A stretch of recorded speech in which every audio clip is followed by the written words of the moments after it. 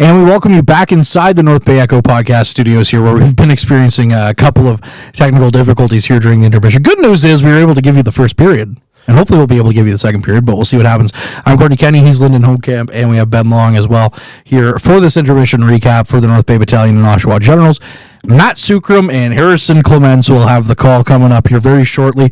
We're just waiting to get word on when puck drop is in Oshawa. Just a reminder, if you're just tuning in and for whatever reason you forgot what the score of the game is, it is 1-0 Oshawa after a seeing eye shot from the point from David Bukowski. Gets the first of the playoffs for him. Gentlemen, how are we feeling heading into the second period, Lyndon? Yeah, you have to give some credit to Bukowski on that goal for just placing that puck perfectly to beat McIver. But I think we said it in the technical difficulties that it's a very even matchup. These are two good teams, and it ain't over yet. Yeah, I mean, I think I'm still quite optimistic about North Bay's chances here. How I'm feeling, though, these technical difficulties remind me of early in that first season when we were trying to figure out how to do a podcast and broadcast the games, and it was me that was stressed out, so I'm feeling real good right now, even with the technical difficulties. Yeah, you're not dealing with any of that. Credit to Ben Sargent, our producer, who's dealing with all that nonsense. I'm shocked there's no sound effects coming through. There we go. You're welcome. I swear if it happens again. It's like we're at the Memorial Gardens, except for we don't have terrible mashups with the Black Eyed Peas playing. Oh, my God. I can make that happen. I bet you could. Hey, we could just play Riot. That's like the new thing here on the podcast as he shakes it. Credit where credit's due. Harrison does a really good job. Anyways, there's a live switch happening right now. So very impressive stuff as we're getting set for the second period again. Well, shots I think on goal. When you start talking about Riot, it's time to get the real Riot back on the microphone, right? Oh my! Battalion country, let's ride. Let's ride. All right, second period, Game 7 underway from the Tribute Community Center in Oshawa. The Battalion play it back into their own end. They're down by 1, and they move it out up over the blue line. Down the left wing side, or check that right wing side into the corner. There's a hit thrown by Arnsby. The puck comes up to Sandis. Vilmanis at the half boards. Flips it back to Arnsby, who finds Nelson at the point. And the shot comes in, and it's kicked away by Oster. Play on the far side. Working in, a shot from the far side circle. That one's blocked as well. Puck bouncing all around the far side boards, and it's picked up behind the net by the Generals. Now it's left there. It's a hit is thrown by Erdl. Erdl trying to find it among some skates. Still the battle continues back there. Erdl in the corner. Now it looks like that's Wakely who's on the ice, who goes in to help him out as the Battalion getting some fresh legs out there in the early going of the second. The puck back to line. Now across to the near side. LeBlanc couldn't hold it in, and it comes out of the zone, but the Battalion get it back quickly, and they dump it in. Chasing it back in the far side corner again, Van Steensel this time. It's pushed away from him and out to the neutral zone, and North Bay looking for control of the loose puck. It's slapped into the North Bay end, and the Battalion pick it up from behind the net. Mathurin sends it over to Wakely. Wakely back into the middle, now down the left side, and Van Steensel dumps it in.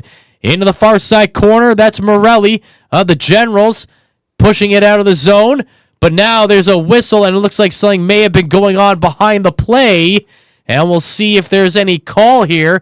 Wakely checking his helmet. It looks like one of the Battalion did get pushed down.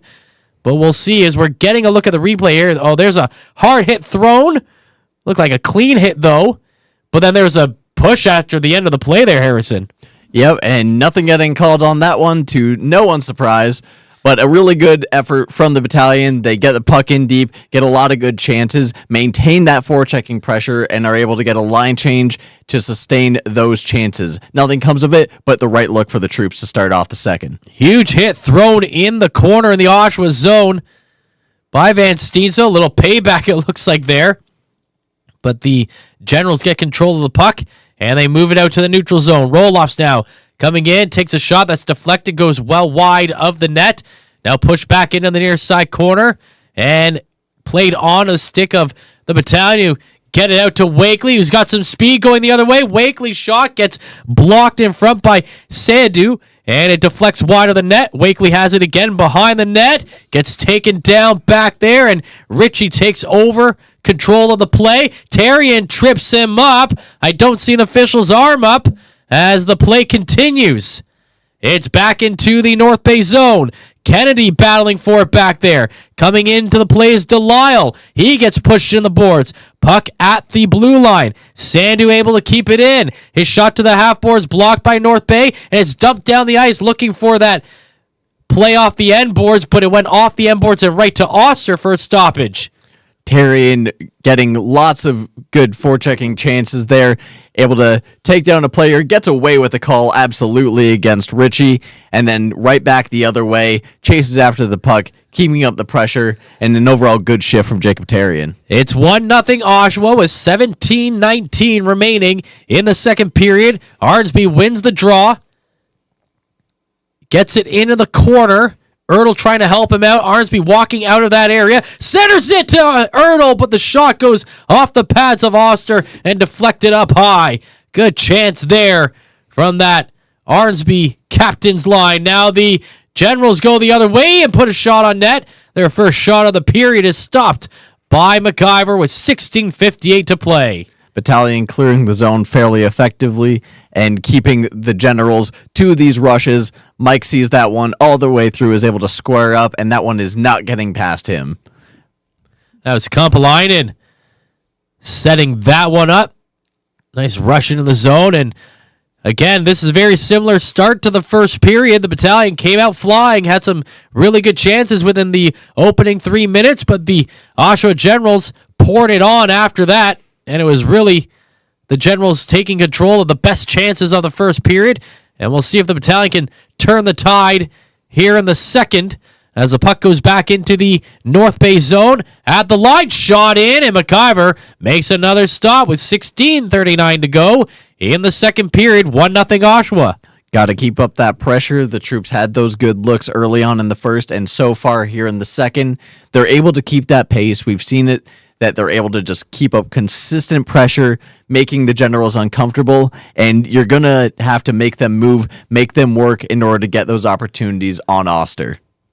Off the draw, Nelson has it in the corner, plays it back behind the net for LeBlanc. Jacob LeBlanc plays it to the half boards, and it's kicked out to the neutral zone with the Battalion leading the charge down the ice. Vilmanis dumps it in behind the net into the far side corner. Arnsby now to Ertl. Ertl didn't have much room to work with there and has poked off his stick, and it's taken the other way with Luke Torrance dumping it in. Now behind the net, North Bay with control.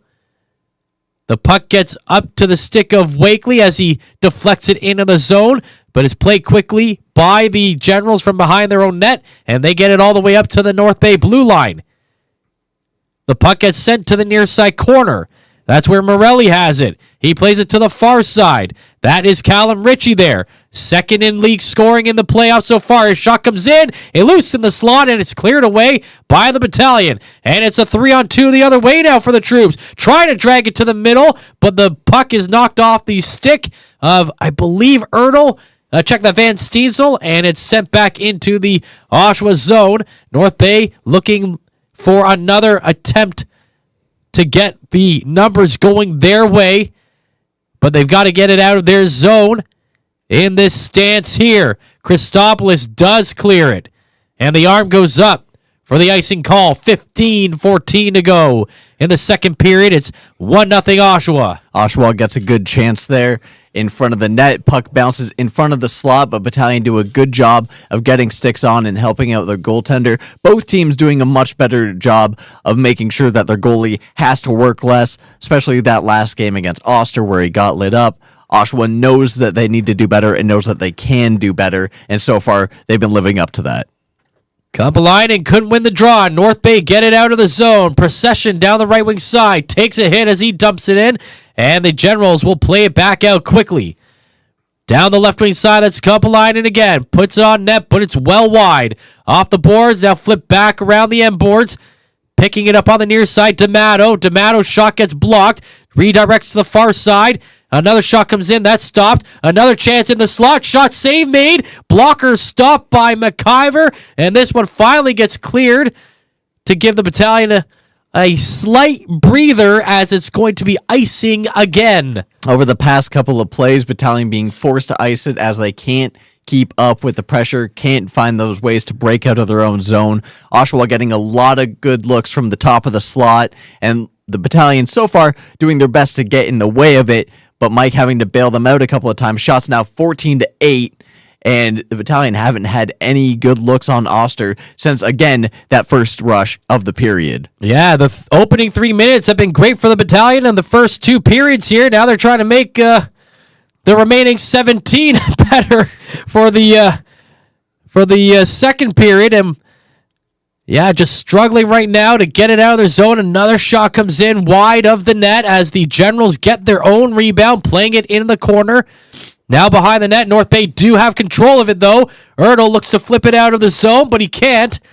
Now Christopoulos trying to help him out, and this time they clear it. Oshawa take control again just behind their blue line and dump it in. Now it's Mathurin with control for the Battalion on the far side. He looks to get it out, and it's moved down the ice, down the left wing side. Shot coming in, and that one looks like it went off Oster, then wide of the goal-scoring area. It's Kennedy in his own zone. Kennedy gets his leg hooked on that play, but the Generals are not going to be going to the box for that one. I don't know. Maybe it's because Kennedy stayed on his feet on that one, but man, oh man, that stick of the Generals player was wrapped around the knee of Kennedy when he had possession of the puck. It's going to take something egregious tonight to call. And there's another icing against the North Bay Battalion. And we will take a break as they will go to a TV timeout down in Oshawa. It's 1-0 with 24 to go in the second period. Average Joe's Eatery and Patio Bar is North Bay's only year-round lakefront restaurant. On the shores of beautiful Trout Lake, we have been serving delicious food and stunning views since 1999. Indulge in one of our delicious menu items or simply sit with a cocktail in hand and watch the beauty of Trout Lake before your eyes. Check us out online at averagejoes.net or visit us in person at 3501 Trout Lake Road, North Bay. Hey there, I'm Mike the Financial Advisor. When you strip it down to its core and you take away all the industry jargon, I help people solve financial concerns. So if you're concerned that you'll never save enough to retire comfortably, or that your kid is going to graduate post-secondary $40,000 in debt, or maybe even that life is going to take a really unfortunate sideways turn and somebody is going to have to open a GoFundMe page for you and your family, I can help you prevent all of those things from happening. If you want to see how, you can find me on Facebook, Instagram, and TikTok. Just do a search for Mike the Financial Advisor. You should find me. Welcome back. I'm Matthew Sukram alongside Harrison Clements as we are bringing you Game 7 of the Eastern Conference Final. Owen Van Steensel being shown on the bench. A 4-point night for him in Game 6. 2 big assists to open up the game early in the first period, and then some beautiful goals after that, especially in a 2-on-2 with Dallin Wakely, where he cut into the slot, had a really nice move, and put a backhand past Jacob Oster, looking to do the same tonight. Yeah, his shot in the third period, that was an absolute bullet that he ripped over the head of Bender. And I don't know how that one got in. There wasn't much space, but he found it at the top of the net.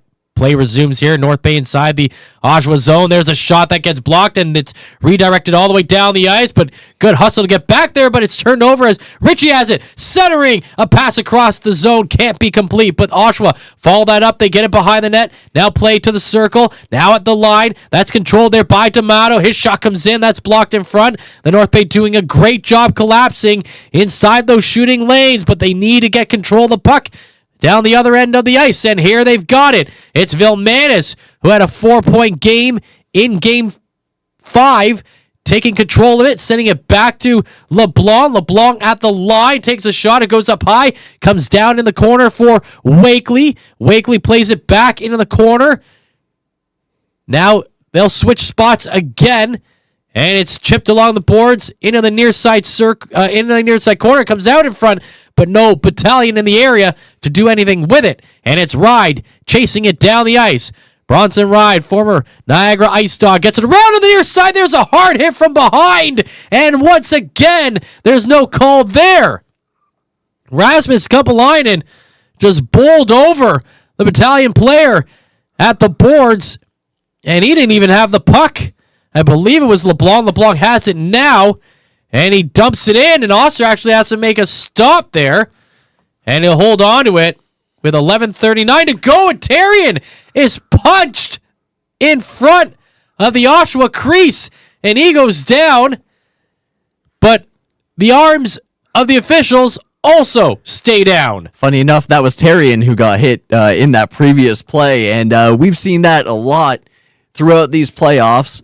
And I think at this point in the series, and especially in the postseason, it's going to take a lot for Tarian to get a call. Yep, there's a massive hit on Jacob Tarian, and he goes down. No call so far. 11:39 left in this period, and I'd be surprised if we see a whistle in this game. It looked a little bit cleaner on the replay. In live, it looked like he hit him from behind, but from that angle, it looked like it might have been shoulder contact. Nelson puts it in front off the draw, and that one gets by everybody to the far side boards and cleared down the ice, and now the Battalion have to hustle to get there, and they will, as Nelson just outskates Delisle to get to the icing line for the call in favor of the Battalion. 11:25 to go in this 1-0 Oshawa lead. The Battalion with just 3 shots on net in this period, according to what's on the game screen there. Battalion having a hard time still keeping that sustained pressure in the zone. They're getting back and defending fairly well and not getting as hemmed in, but they need to start getting something done on the other end of the ice. Puck gets played to the far side. The Battalion winning some offensive zone draws now. It's in the corner.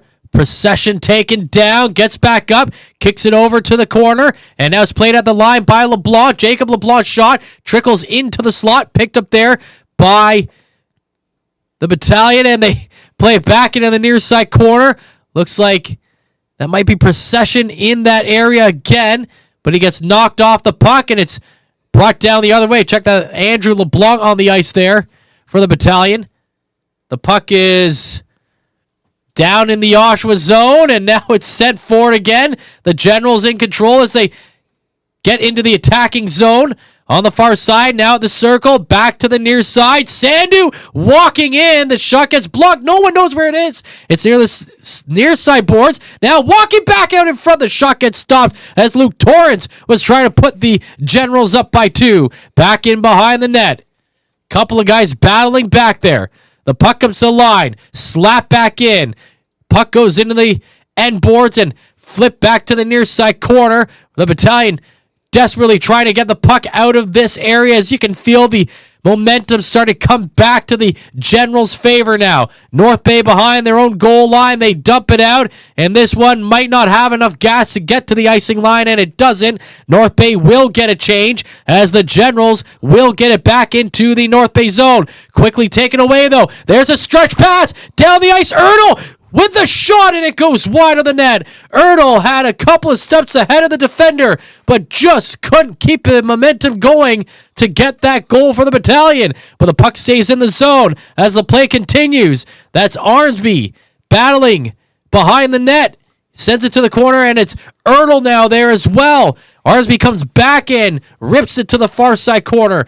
Pinching in, and the Battalion trying to keep possession on the far side. That's Mathurin who pinched in, and Mathurin working low in the corner. Now he gets it to Erdl. Erdl trying to center it to Christopoulos. He overskates it. Christopoulos gets it back. There's a kick save made. And now Erdl with a chance. Shot on net. Save made, and the rebound steered away, but not clear. Vilmanis cross zone pass to Erdl. Puck gets knocked away. Kept in at the line by Wakely now. Wakely at the half boards. Cannot hold it. And the Generals clear it down the ice. McIver with 8:50 to go. Plays it to the near side. Battalion player taken down as it's Vilmanis who couldn't hold on to it.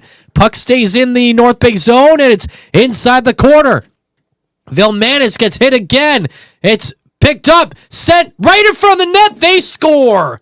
The Generals lead Game 7, 2-0, with a second goal coming here in period number 2. The Battalion finally get their first moment of real zone pressure. They get a lot of really good looks. Oster stays on top of it. Gens get back the other way. The Battalion are left scrambling after a really hard forechecking shift, and all alone in front of the net, Generals player finds himself, and it's Tarian diving in front. Nothing doing as they go high on McIver and go up 2-0. That's Kompalainen with the goal. Rasmus Kampalainen can't give him all that time in front of the net. 6'2", 200 pounds, Minnesota Wild, second round draft pick just this past season. And he's going to be a big time player for the Minnesota Wild as the Battalion just avoid giving up another one there. And it goes all the way down the ice. Again, there was a hit on Vilmanis right before that happened that looked pretty questionable as well. But, yeah, it's going to have to be the most egregious play for these officials to actually give the Battalion something here. Yep. And it's not been the best period for the Battalion aside from that. They only had the one good sequence of zone pressure. They had that nice opportunity by Ertl, who fired it wide, but the Generals are just beating the Battalion at their own game, winning every board fight, keeping up the pressure, and just outworking them in the corners. McIver will freeze that one as it's dumped in. 7:55 to go in the second period. It's a 2-0 Oshawa lead. Kampalainen with his third goal of the postseason, putting the Generals ahead 2-0. 28 goals in the regular season for Kampalainen, 56-point year.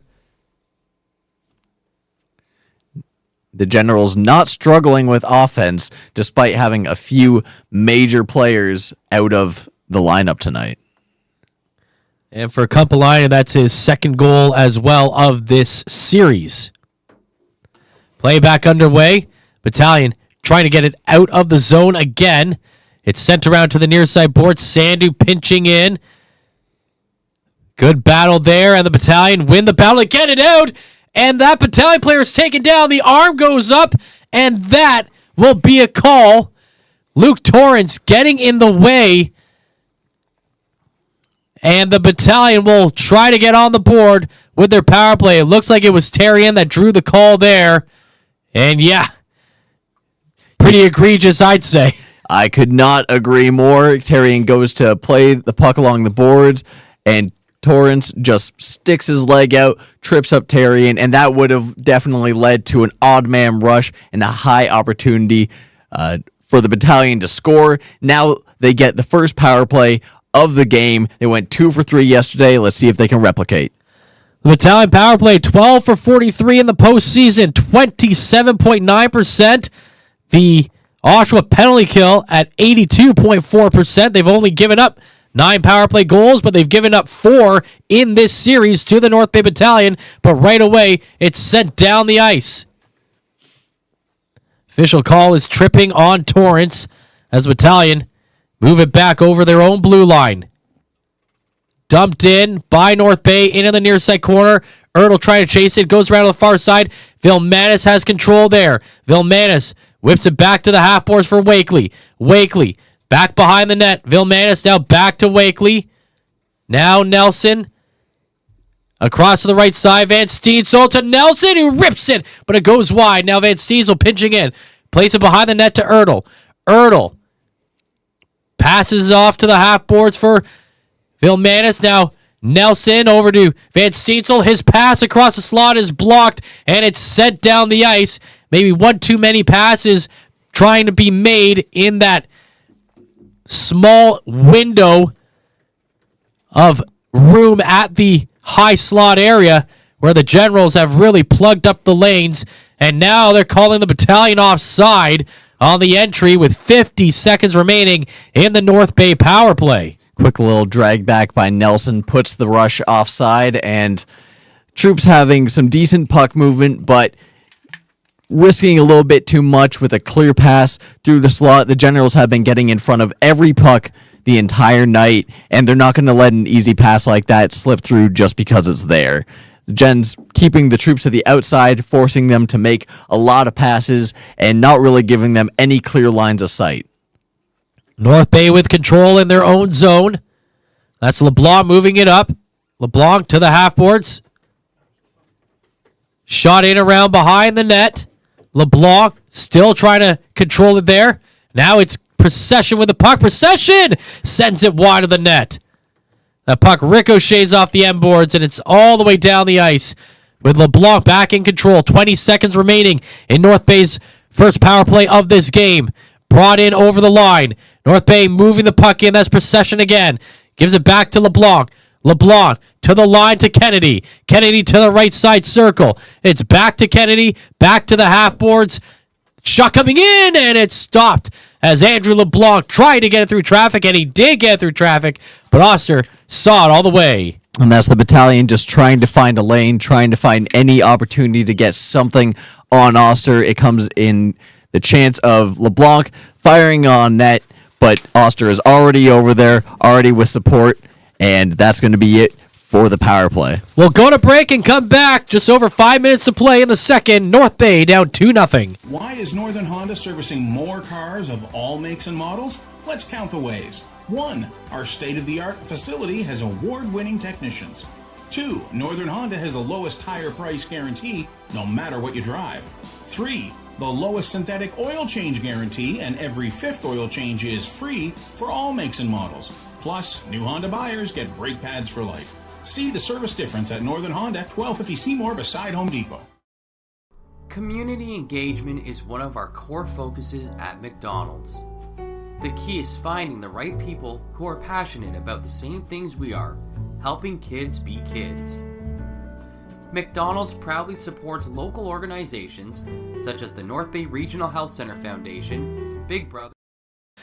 And we thank McDonald's for sponsoring us all season long, especially for sponsoring tonight's pregame meal. Thank you, North Bay and Sturgeon Falls McDonald's, for all you do. And a couple of us are actually going to be helping out at McHappy Day on Wednesday. We'll be at the Lakeshore Drive location, so come stop by and see the Frontline live and in person, and try not to let it scare you away. We're back as the game continues. North Bay looking for control inside the Oshawa zone.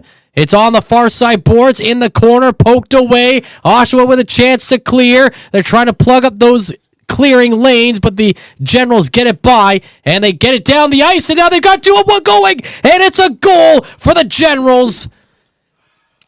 It's Lockhart coming up huge. Third goal of the game, and it's 3-0 Oshawa. Troops can do nothing to slow down the rush of the Generals right now. As soon as they get out of the zone, they turn on the afterburners, they fight hard along the boards, and they create those opportunities for themselves. Connor Lockhart comes out of nowhere, completely uncontested from the middle of the ice, just sees the puck wide open in the slot, and it would be hard for him to miss that shot. 3-0 Gens. That's actually his fourth goal this series. The Vancouver Canucks 6th round draft pick.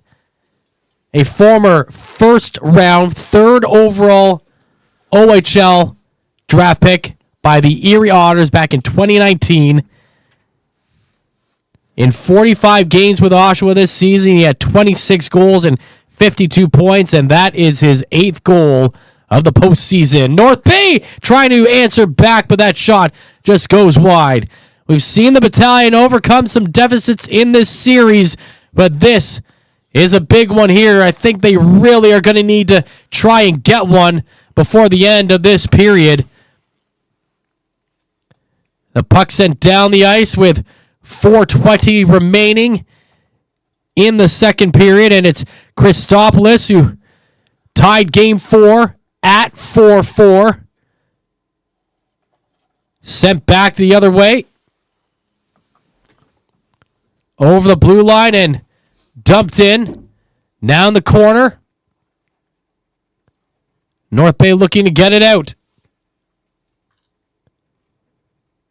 They move it into the Oshawa zone, but it's taken away quickly by Danford. But Danford almost gave it right back. Now sent to the far side boards. And it's out to the neutral zone. North Bay not being hard on those passes up the middle. That's allowing the Generals to just keep pushing that puck deeper into the North Bay zone. And now a bounce. A shot from Lockhart is just wide of the net. In behind the net now. North Bay with control. It's pushed up ahead down the right wing side to Procession. Procession dumps it in, trying to get by Ritchie. Puck bounces off the back of the net, allowing the Generals to take control, and they will dump it down. Nelson in the North Bay zone. Fires it to the far side. Now back to Nelson. Nelson sends it down the ice. It's deflected by Andrew LeBlanc and dumped in. But very quickly, the Generals get it out. North Bay in control behind their own blue line again, sending it up the middle. But they are meeting a very stingy Oshawa team who feels it looks like they're already playing a trap zone defense inside the neutral zone at this point with a 3-goal lead and 2:40 remaining in the second period. Now Oshawa looking to take their opportunity into the North Bay zone, but Ritchie gets over the line and then just dumps it in. Nelson dumps it out. It's caught in the neutral zone by D'Amato, and D'Amato dumps it back into the Battalion zone on the backhand. It trickles towards McIver, and he'll freeze it for the stoppage and play with 2:22 to go in the second period. You can just feel the steamroller of Oshawa picking up, keeping the Battalion even more on the back foot. They cannot get through anything. As you said, they've started to set up that neutral zone trap, and it's shown effective in the couple of minutes that they've been playing it. You can tell Oshawa really feels that this is their game to lose, as this entire series has been. Feels like unless the Battalion get a goal, at least in this period, you would need just a throw of Siberian proportions in order to bring this one back. Arnsby to take the draw against Robrick in the far side circle in the North Bay zone. They win it. It's Mathurin who gets it out, and it is sent down the ice with Vilmanis leading the charge. Vilmanis gets to it first. Vilmanis to the blue line. It's Christopoulos to the far side. Mathurin with a shot in. Deflected up high. The puck stays in play. Controlling it at the line is Vilmanis. Vilmanis to the right side boards for Christopoulos, who switches spots. Christopoulos trying to work his way back to the middle of the zone. He gets the pass there, but it's off his skate, and it goes into the far side corner with Erdl picking it up. Erdl trying to get around defender. He gets blocked, and the puck gets taken off his stick and sent down the ice. Now Christopoulos fires it forward again. Vilmanis down the left side, the pass. Back to Vilmanis in the middle. To the right side. Wakely's there, the shot. But it looks like it might have gone off of Vilmanis in front of the net, who was falling down at the time. Everyone looks to be okay, though, as play resumes. And falling down, coming out of the zone, was Kennedy, I believe, as the Generals take possession back. They dump it in, but the North Bay Battalion play it off the near side boards. Procession trying to poke it to get it out. Procession tries to get around defender. Now he's held up at the boards right in front of the Oshawa blue line with less than a minute to go now in this second period. Played back behind the North Bay blue line. And now racing down the left wing, the shot comes in.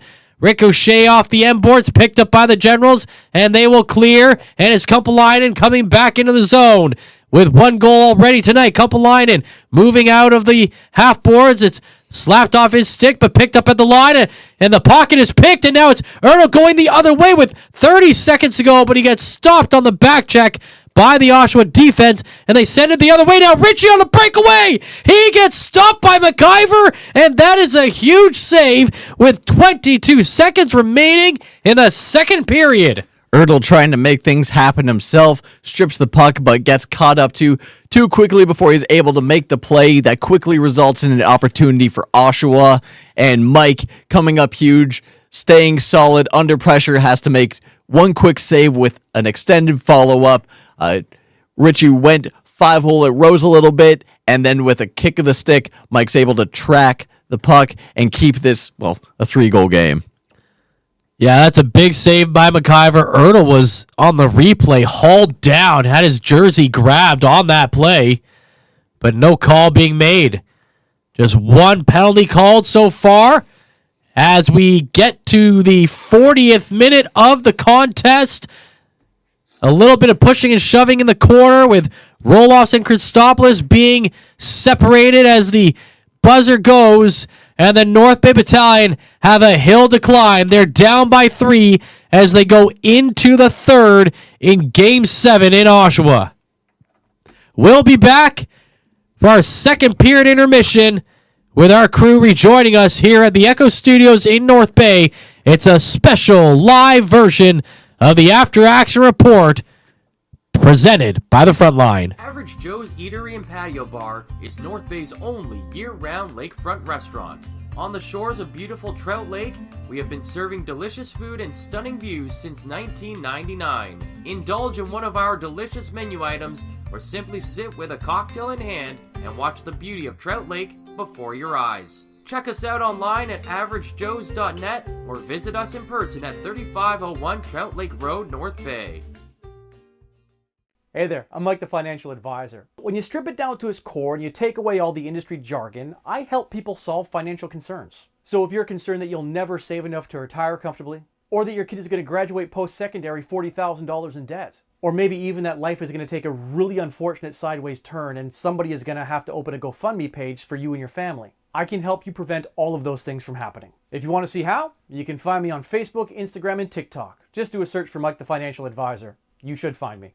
You rely on your vehicle to take you to the places that matter most to you. So bring your vehicle to the team you can rely on to keep it running at its best. Dave's Automotive Services. Whether you're getting your car or truck ready for the season with a tire change, making sure you're safe on the road with an inspection and certification, or doing your due diligence to keep your vehicle in tip-top shape with regular maintenance, Dave's Automotive Services has you covered. Expert troubleshooting, quality repairs, and time-efficient labor are the 3 stars of service you can expect when you bring your car or truck to Dave's Automotive Services at 411 Airport Road. Call 705-478-5544 and book your appointment today.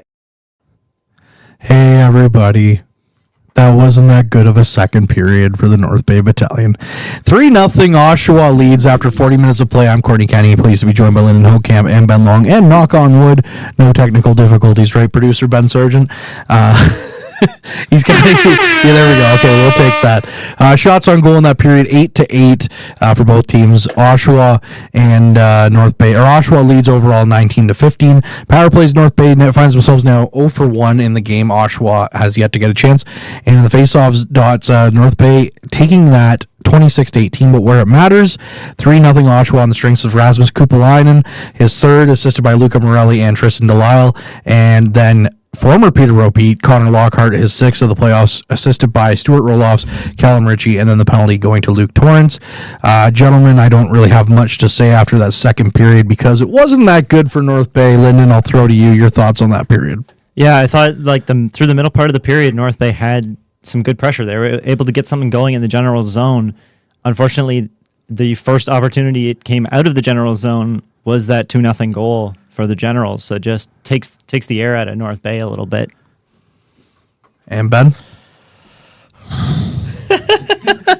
That sums it up. Yeah, North Bay's just, I mean, they had a couple good looks, but overall they just seemed kind of flat out there.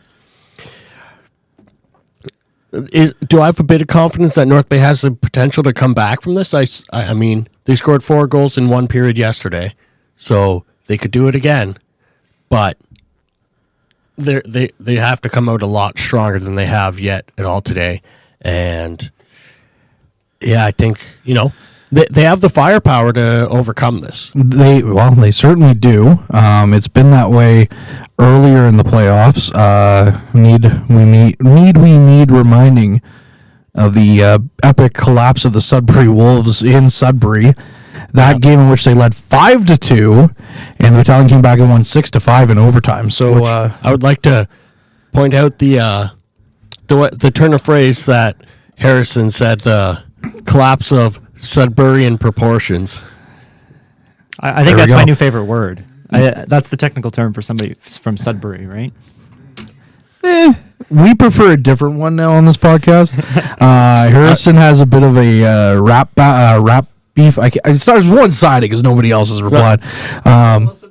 Nobody wants to talk to Harrison. That's right. Anyways, he calls them Nickel City nerds, which is my preferred. I have a saying about Sudbury, but I don't think it's safe for air. So yeah, no, we're just gonna avoid that one. If this was the podcast, whatever. But on a live broadcast, hey kids, hopefully you're having a good time. Hopefully the fans that are down at the game are having a good time, because I know a couple of people that had to ride. And the second bus, it's great to see them get 2 buses. Yeah, but the second bus is literally a school bus. So, but it's not the comfiest ride down to Oshawa. The fact that they had enough people to need that. And, they would, the second bus would have to stop on the way for a bathroom break because they didn't have bathrooms in it, unless they're going the bucket route. Oh, this is where we're at. This is where we're at after that second period. The North Bay Battalion played the bucket route. Anyways, with that being said, there's a guy skating on one leg. That's impressive. Yeah. This is comedy gold. Those are common drills for kids that play hockey, Courtney. I did not do that drill. That's probably why I'm not playing now. So, anyways, Lyndon, you're the only professional one left here. So, what does North Bay need to do going into the third period to try and get back, claw their way back in? I mean, a 3-goal deficit, Toronto Maple Leafs, Boston Bruins, isn't the end of the world. But you know, it is a mountain to climb. Yeah, through 3 goals, especially the way they've been playing, is tough, but I think they just have to find another gear. However that happens, I think they have, like Ben mentioned, they have the firepower. I think they're well coached, they're well led, this core group of guys. If anybody's going to do it, I think this is one of the teams that would be capable of finding that another gear, like maybe even 2, to at least put a dent in this deficit. Yeah, I mean, we're going to have to see guys like Vilmanis coming out. He's going to have to put some pucks at least towards the net. Ertl, Wakely. There's just so many chances for guys like that to step up and play big roles in a comeback here. But yeah, we'll see if it happens because it hasn't happened. Hasn't started yet. You know what's on the line right now? Your text group with your cousins down in Oshawa. Yeah, this is a big deal, man. Like, you know what else is on the line? This could be the last final minutes of this beard too. Like, it's about 3 months worth of growth now at this point, or I've only trimmed it like once or twice, so I'm starting to become a little bit. Can you grow a beard, Lyndon? No. Okay. Look at Ben's. He's a grizzled vet down there. This I think I probably shaved around the start of this series. Yeah. Well, Yeah. good thing it didn't end in 4 then, eh? Right? Why would you shave in the playoffs? Because I don't not shave because of the playoffs. I not shave because of laziness. Who does he think he is? Who do you think you are? That's right. Anyways, Battalion finding themselves down 3-0. They lost Game 7 of the Eastern Conference Finals last year to Peterborough. They did win Game 7 against Barrie the series before that. So this group is 1-1 in Game 7s, although they're 0-2 in Eastern Conference Finals to this point. After yesterday, I think they're 6-11 with this core in the Eastern Conference Finals as well. So yeah, that's not a great record. But that's not a great record, but just seeing the stats on the Oshawa stream right there, North Bay was down in the series 3-0, and that's said to be a near impossible feat to come back from. They're at Game 7. North Bay has a chance to go score the 3 and come back this game too. That's true. 3s are the magic number. And you're from Oshawa. Just stop nodding. 3. I have to stop watching elimination games. Yeah, with you guys. do. Yeah. Game 6 in Barrie, Game 6 in Peterborough last year. Anytime you and I are watching a game, and it's a road game. The home games are fine. Home games are apparently fine. Yeah, they won 8-1 yesterday. The theory. Yeah, I was very reluctant to test the theory yesterday, but hey, it worked out. You know what will take me back to that Game 6 call all the time is Jordan Henry the next day at Game 7. Said to me that was the best overtime call he ever heard because I just said, "Hey, I'm Peterborough coming down on the 2-1, and we'll see you tomorrow night." And that was the call. And then Harrison had to scramble and figure out how to end the show. And I just walked away and I was like, time to go home. That was my first game. No, second, because I worked a couple of Voodoo's games with Harrison to that point. So that was Harrison's real introduction to the Frontline and how things operate around here. Is me just walking away from the headset. You didn't get the ripping up paper. No, I ripped the paper. Yeah. I didn't have to rip up the paper that much this year, though. The Voodoo's won a lot of home games. They did. Getting to the finals, unfortunately losing to Sudbury. And the Battalion, well, we weren't calling Battalion games until tonight, so but that's a story for a different time. That's a story that hopefully is going to be different in the future. I hope so. I very much hope so. A couple of things though, if you're looking at this, you're looking like guys like, Sandus Vilmanis is going to go on to play, at a higher level. Justin Ertl is going to go on to play at a higher level. Ty Nelson's going to go on to play at a higher level. Dom DiVincentis is going to go on to play at a higher level. For a lot of these guys, though, this is... How'd you not mention Wakely in that? He's not signed yet, but he is going to go on to play at a higher level. That's what I mean. He's not signed. By the way, whoever hasn't, had an opportunity to sign him, what are you doing? And you haven't signed him yet? I don't know if they're allowed to just outright sign guys that haven't been drafted until an age. Break the rules. Make it happen. If we can see that's exactly it. If the referees could be this bad at their jobs, NHL teams could be this bad at their jobs. So, although I will say the referees did help out North Bay, gave them a power play, but they couldn't score on it. So, but anyways, no, the thing about it, those guys are going to go on to play at higher levels, but this is likely the end of the road of their junior career if they don't come out and win this period. Vilmanis is done because he's already signed. Ertl's an overager. Christopoulos is an overager. Arnsby's an overager. They're all gone. You're likely losing Nelson. You're losing DiVincentis because they're signed. You're probably going to lose Wakely or Van Steensel unless they come back as overagers. But do they want to come back in a season that's probably a rebuild year? Although Mike's proving that maybe that could be different. If Mike's, we talked about this on the after action report last night, but Mike's proven he can be a goalie that makes a run.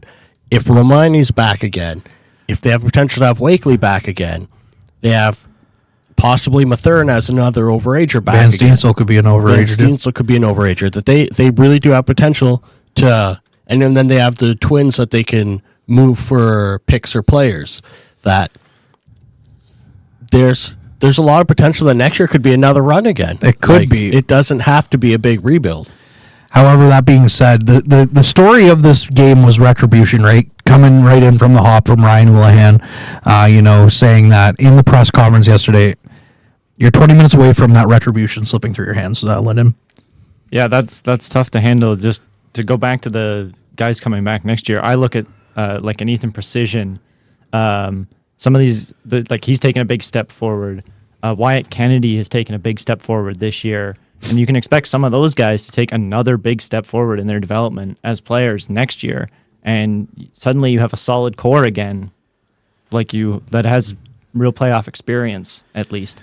My only thing about it is that at some point, unless you're called the London Knights, and Kitchener does it too. But as Kitchener made the Eastern Conference or Western Conference Finals 3 years in a row, no, they haven't made it past the second at all during this window for the Battalion, right? So, London's made it. Weren't they in the conference finals when North Bay played Hamilton? Oh, I don't know, dude. We're going way back now. That's only 3 years. You kidding me? I can't remember what we talked about on the first intermission because we didn't have a first intermission, Ben. Not me. Anyway, screw up the tech this time. No.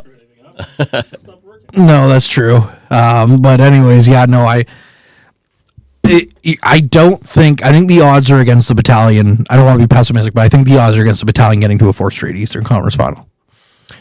Odds are against it for sure. However, I will say a team like, Mississauga's coming on. Like they got young guys like Leenders, Porter Martoni, those guys that are really scary, and I thought they were going to be even more scary this year than they were. But also you see a team like Sudbury, who this was this year. They built for this year, and they're not going to have anything next year. Yeah. Like Goyette's gone. Dvorsky's going to be gone. Musty's likely gone.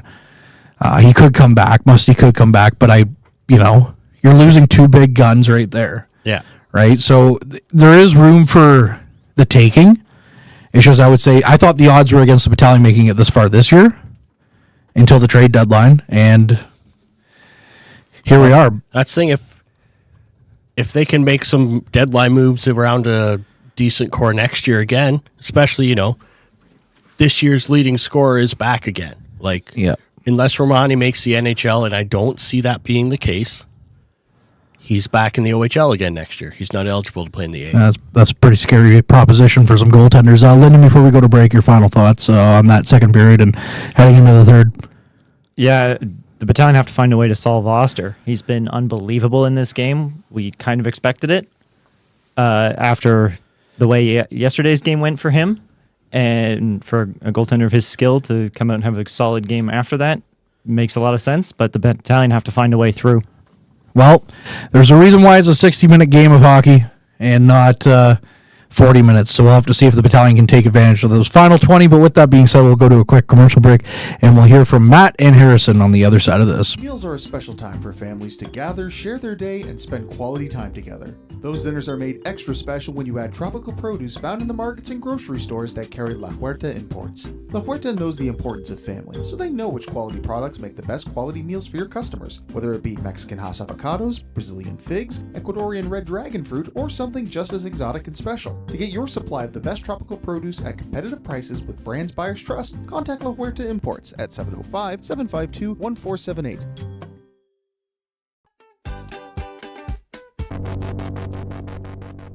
Barry! Huh? I told you not to be scaring the customers. Hey, Barry, come on in for a bite. And bring Brianna with you.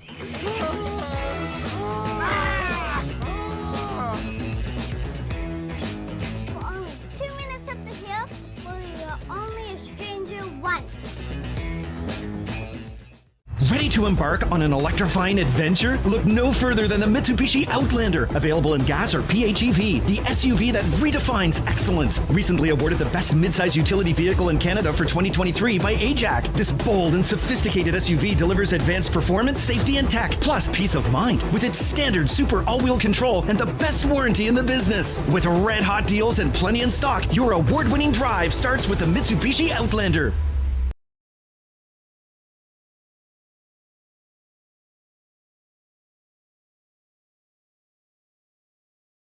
Why is Northern Honda servicing more cars of all makes and models? Let's count the ways. 1. Our state-of-the-art facility has award-winning technicians.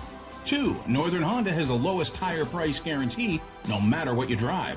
3. The lowest synthetic oil change guarantee, and every 5th oil change is free for all makes and models. Plus, new Honda buyers get brake pads for life. See the service difference at Northern Honda, 1250 Seymour beside Home Depot. Community engagement is one of our core focuses at McDonald's. The key is finding the right people who are passionate about the same things we are, helping kids be kids. McDonald's proudly supports local organizations such as the North Bay Regional Health Center Foundation, Big Brothers Big Sisters, One Kids Place, the Children's Aid Society, and Ronald McDonald House Charities. Stop by McDonald's on 1500 Fisher Street, North Bay, to see how we can serve you and the community every day.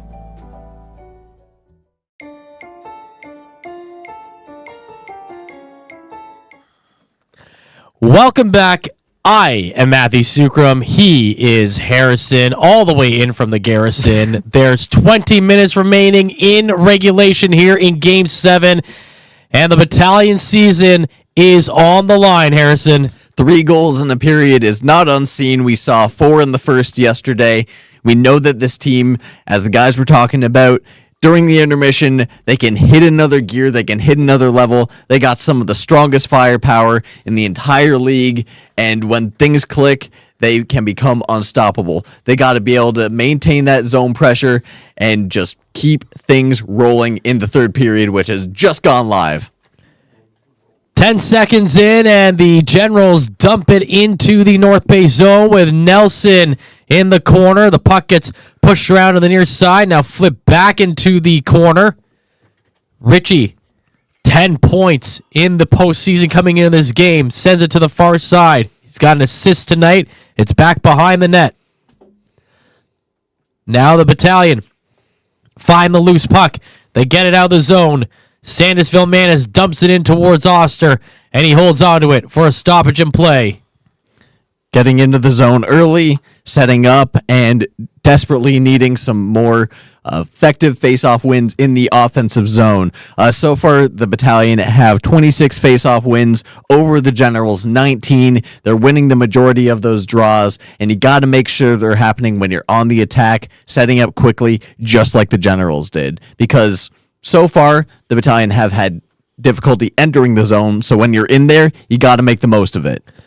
Cook can't win the draw, but Tarian comes up with a steal behind the net. Tarian flips it into the middle of the zone. The backhanded shot is denied. Now another chance coming in and shot wide. A third opportunity, and that one gets by the glove of Oster, but not into the back of the net as it goes wide in behind the net now.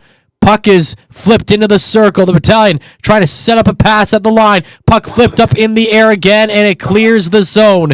Now it's out of the zone with Andrew LeBlanc firing it right back in. That looks like Cook. Pass back across the near side. LeBlanc paying it off the boards.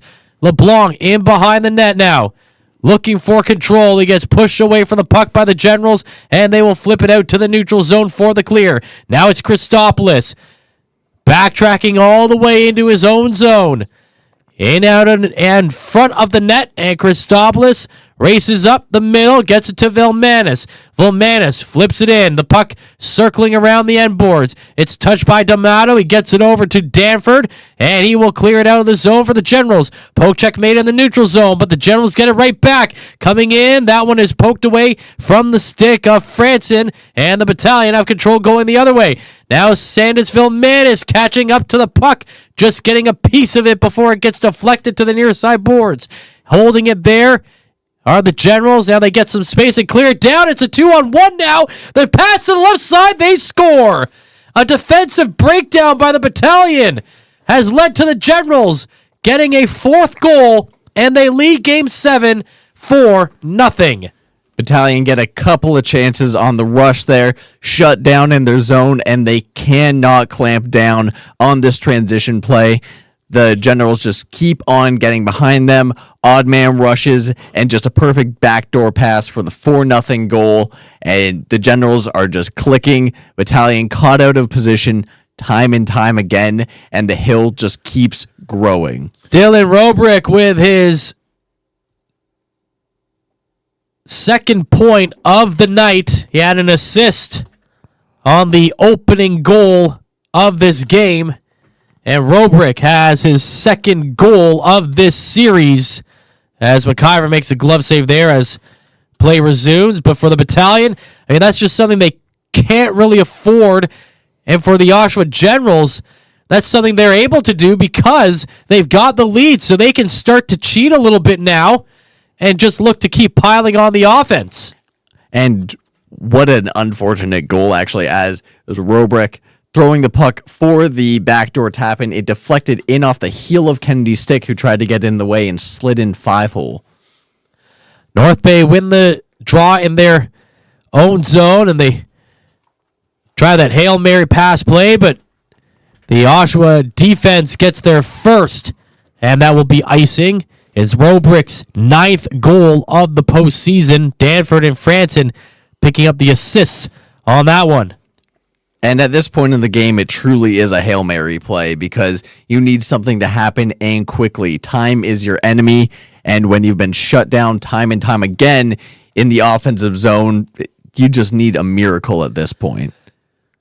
North Bay having to win another defensive zone draw, and right off the circle, a shot came in towards McIver that went just wide on his glove side. The Battalion with control in the corner. Now it's played up to the blue line. Sent back in the zone on the far side boards. North Bay looking to clear it. The Generals take over. But now North Bay trying to get it back. It's sent to the near side in the neutral zone. Now dumped in to the near side in the North Bay end. Nelson finds it. He carries it behind the net. Played back. Looks like that's... I couldn't see the number at all there. I thought it was Van Steensel, but it might be LeBlanc there. And he is whacking away at Kumpalainen, but he gets the shot off, and it's steered away by McIver. Puck to the near side, and it is sent out of the zone. No, it never cleared the zone. Kumpalainen with a chance, and a glove save made by McIver. The same demons of clearing the zone have been haunting the Battalion throughout this game. Unable to clear effectively, getting deflections at the blue line. Oshawa holding strong, able to track the puck, and it is just going all Oshawa's way. Mike able to make that glove save, but just nothing doing for the Battalion so far. 4.5 minutes into this period. Sorry, 3.5. And what's crazy is despite the Battalion winning the last 3 games, the Oshawa Generals have been able to score 9 goals over their 3 losses. They had 4 in game 4. They had another 4 in game 5. But then they had just the 1 in game 6. Well, they're back up to their prominent scoring ways in this one. Over the blue line. Shot goes wide of the net. It's controlled by LeBlanc. Puts it down to the point. Mathurin trying to keep it there. It's poked past him and cleared out to the neutral zone. North Bay dumps it right back in. This is where they need to be with 16 minutes to go, but they turn the puck over at the blue line. It's another 2-on-1 for Oshawa. The shot save made. The rebound gets denied as well. We'll see how big that save is for the North Bay Battalion. With 4 minutes gone in the third period, they trail by 4. North Bay trying to get the puck down the ice. They dump it into the near side corner. Oshawa trying to take over. Wakely sneaking in. Centering pass. The shot is stopped on a huge glove save by Oster, robbing Vilmanis in the slot. And Oshawa, again, taking advantage of a slow change by the Battalion, are able to strip the puck in their own zone and go on another odd man rush. A huge save by Mike there. Keeps this as close as this game is going to be. Vilmanis sees probably his best look he's going to get all game, clearing away in the slot, and Oster's quick glove hand has the time to adjust and nab that one from the air nearly point blank. That was the best opportunity the Battalion have probably had all game. And remember, there's only been 1 penalty called all game as well, and it's actually gone in favor of the North Bay Battalion. They're 0-for-1 on their special teams, while the Generals have yet to have a power play, and the Battalion are going to have to keep it that way if they're going to climb back into this game. 4.5 gone in the third period. It's 4-0 Oshawa. In hindsight of how this game has gone, it's surprising that the one call that was called even happened. In the face-off, the Generals win it, and they dump it down the ice. And that will be an icing call against the Generals, so the Battalion with another opportunity to get some puck possession in the Oshawa zone. But, you know, as these guys skate back down the ice, they're looking up at the clock, and, well, you basically are, trying to average a goal every, we got 3 minutes now is what it's working out to? That is a ridiculous pace over the course of any period, especially something with this much pressure. Arnsby gets tripped in the circle as the puck gets flipped to the far side. The shot towards the net is deflected away. Back down the point, now into the corner, ripped around the end boards, and it's Procession in the far side, holding it along the boards.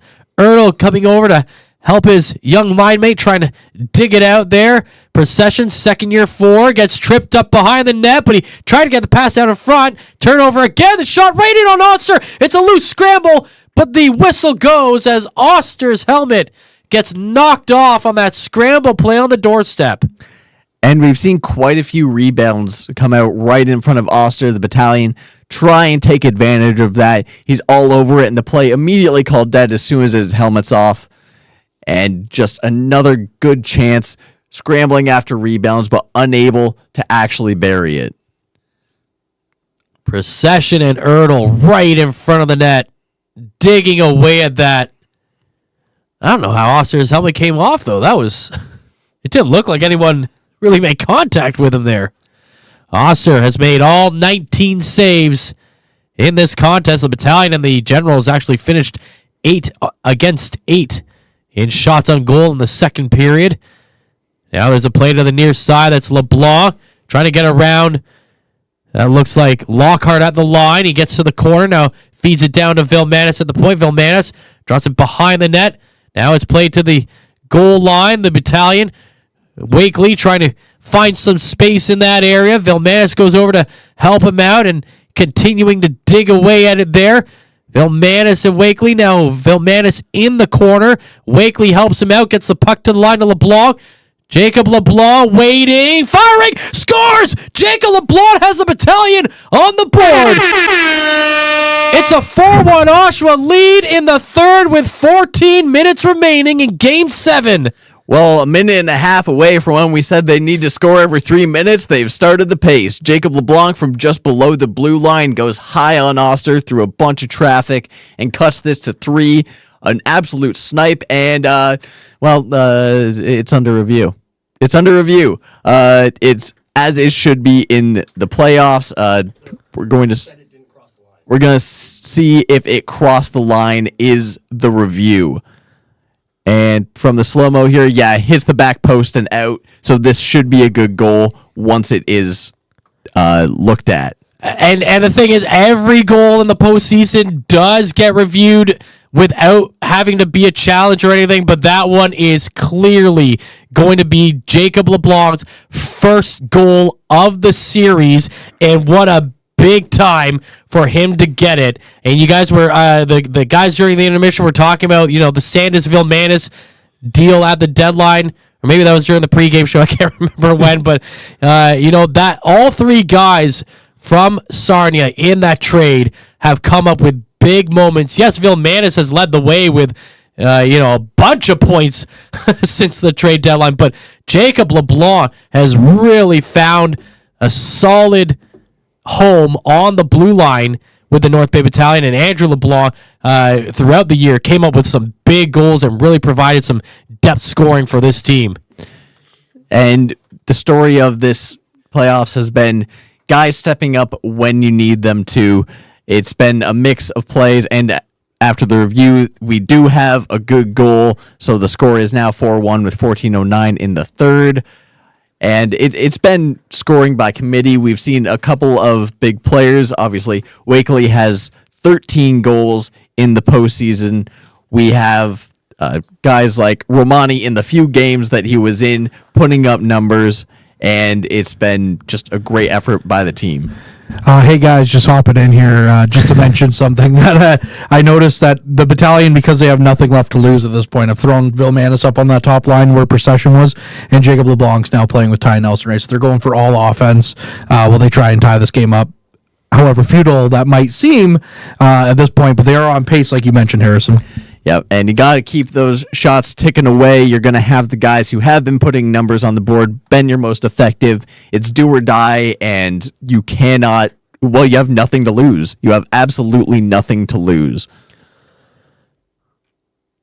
And the face-off in the North Bay zone is going to be redone. Wakely against Rubric. Just of note, that is Jacob LeBlanc's first goal of the postseason. 3 assists in this series alone, though, for Jacob LeBlanc. Wakely and Villemanis, the assists on that one. Villemanis with his 17th assist of the postseason, and Wakely with his 10th. Villemanis leading all scorers in the postseason, coming into this game with 26 points. Over the blue line, that's Van Steensel, and they're going to call offside on that play, and I believe we are going to break. Just waiting for the official word from the TV side. I'm not sure what they're showing here. So we're going to go to break. It's 4-1 Oshawa in Game 7 in the third period. Average Joe's Eatery and Patio Bar is North Bay's only year-round lakefront restaurant. On the shores of beautiful Trout Lake, we have been serving delicious food and stunning views since 1999. Indulge in one of our delicious menu items, or simply sit with a cocktail in hand and watch the beauty of Trout Lake before your eyes. Check us out. Visit us in person at 3501 Trout Lake Road, North Bay. Hey there, I'm Mike the Financial Advisor. When you strip it down to its core and you take away all the industry jargon, I help people solve financial concerns. So if you're concerned that you'll never save enough to retire comfortably, or that your kid is going to graduate post-secondary $40,000 in debt, or maybe even that life is going to take a really unfortunate sideways turn and somebody is going to have to open a GoFundMe page for you and your family, I can help you prevent all of those things from happening. If you want to see how, you can find me on Facebook, Instagram, and TikTok. Just do a search for Mike the Financial Advisor. You should find me. And we are back. Game 7 with 13 minutes to go in the third period. The Battalion down by 3. And they continue the attack here as we're back live on the special after-action report. The battalion get it cleared out to the neutral zone with Mathern taking control of the puck. He flips it in over the blue line, but the Generals find it quickly and push it down the ice. Mathern now chasing it into the corner, and the battle ensues along the boards. Now it's back in the corner, trying to get it out of that area. The battalion do, and they send it down the ice, and it's Pazzi coming in. One-on-one, Pazzi gets taken out to the outside, not able to get the shot off, but he tries to follow it up with a pass, and that got blocked as well, and it's the Generals going on the counterattack. That's Delisle putting on the brakes, pushing it into the corner, and now the puck goes to the near side corner. The battalion trying to get the puck away from the Generals as the clock is working against him, and the Generals center it, and now the puck moves behind the net, and the net moves off its moorings with 12:20 to play in the third period. We've seen a lot of really good individual rushes from the battalion that have been shut down quickly. Getting an extra teammate in there would be handy on that, and upon review, the net getting pushed off was Nelson being pushed into the net by Richie trying to get at that puck.